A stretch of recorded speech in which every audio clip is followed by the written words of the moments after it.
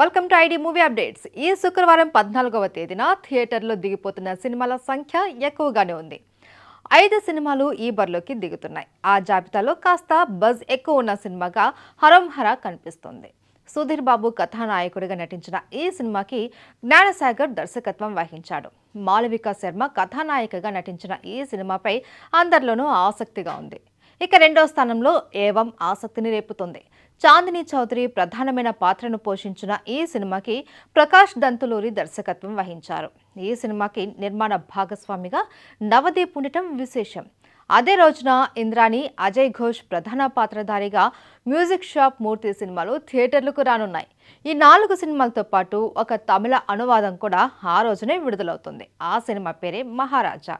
విజయ్ సేతుపతి కథానాయకుడిగా నటించిన ఈ సినిమాపై అంచనాలు ఉన్నాయి. నిథిలన్ స్వామినాథన్ దర్శకత్వం వహించిన ఈ సినిమాలో మమతా మోహన్ దాస్, అభిరామి ముఖ్యమైన పాత్రల్లో కనిపించనున్నారు. సో ఈ 5 సినిమాలలో ఏది ఎక్కువగా ఆకట్టుకుంటుంది అనేది వేచి చూడాలి.